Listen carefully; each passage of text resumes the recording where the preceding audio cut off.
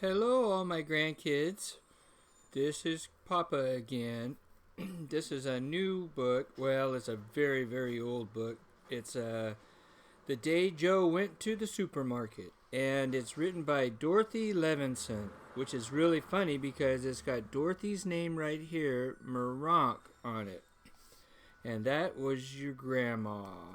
Well, it is your grandma, but her last name used to be Moronk.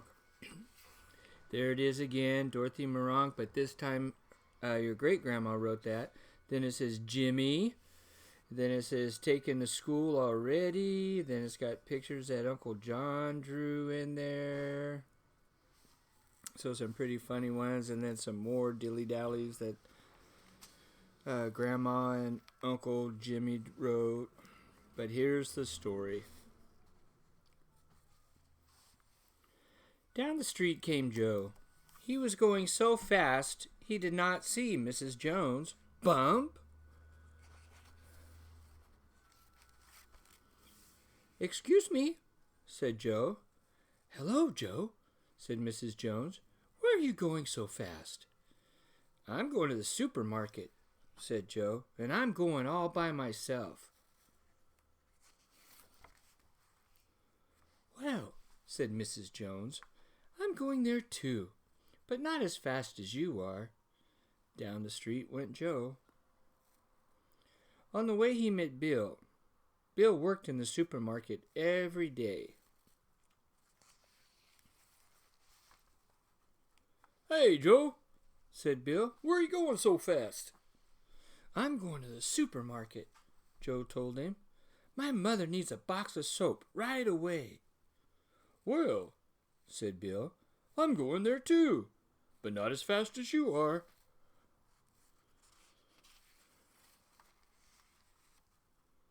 Down the street went Joe, right to the door of the supermarket. Mr. Brown was standing there. "Hello, Joe," said Mr. Brown. "Where's your mother?" She had to stay home with the baby," said Joe. "I came all by myself today." "All by yourself? Well, well," said Mr. Brown. "Come right in." Mr. Brown opened the big glass door, and Joe went into the supermarket.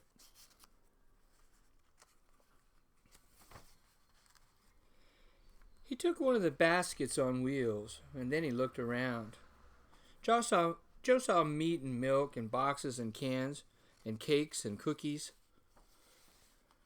He saw red apples and green apples and yellow apples, but he did not see the soap. "It's a big box of soap," thought Joe. "I'll know it as soon as I see it." Joe walked around, looking and looking, but he did not see the soap. He did see some watermelons, big green watermelons. Maybe the soap was behind the watermelons. Maybe it was behind that big green watermelon. Joe pulled the watermelon. It didn't move. So he pulled again. It did not move. So he gave it a big push. It did not move. So Joe went on looking for the soap.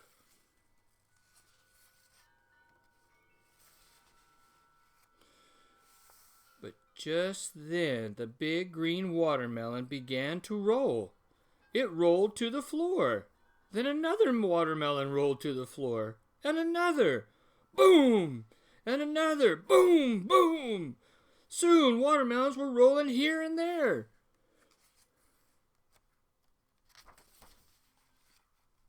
Mrs. Jones did not see the watermelons.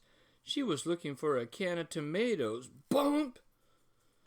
There was Mrs. Jones sitting on a watermelon. She looked very surprised.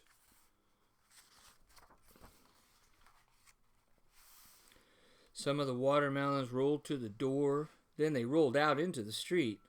Some boys began to run after the watermelons.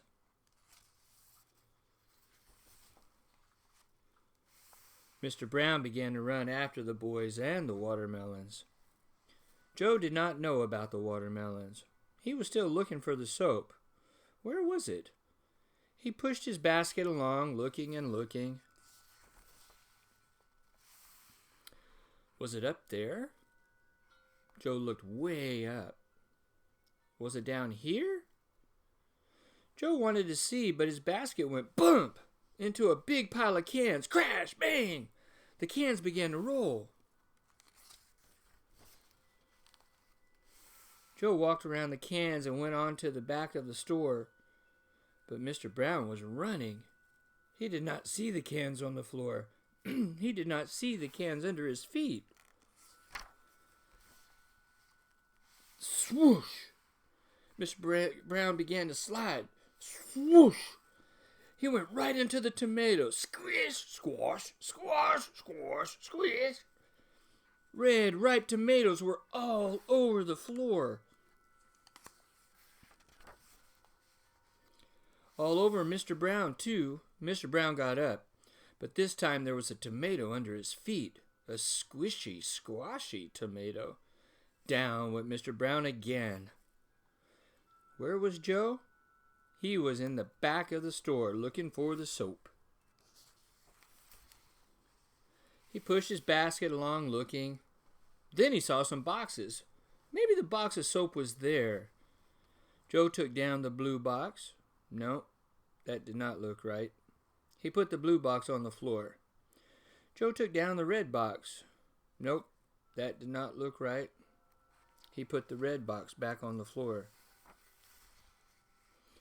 Maybe it was in the green box. No, that did not look right. So he put the green box on the floor too, and he went on, pushing his basket and looking for the soap. Bill was working in the supermarket. He did not see the boxes on the floor. Oops! Crash! Down went Bill and his big pile of boxes. Where was Joe? He was looking for the soap. He could see meat and milk and cookies and cakes and apples and tomatoes and boxes and cans, but he did not see the soap for his mother. I guess I have to ask Mr. Brown, said Joe. Mom needs that soap right away. Joe went to look for Mr. Brown. He was going very fast. He was going so fast he did not see Mr. Brown. Crash!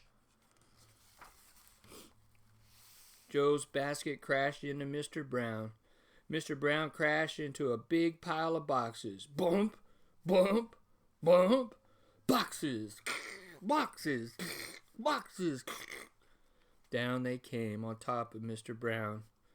Mr. Brown did not say a thing. He just sat there. Joe looked at Mr. Brown. Mr. Brown, he said, can you tell me? Then Joe looked at Mr. Brown again. There, right on top of Mr. Brown's head, was a box of soap. That's it, said Joe.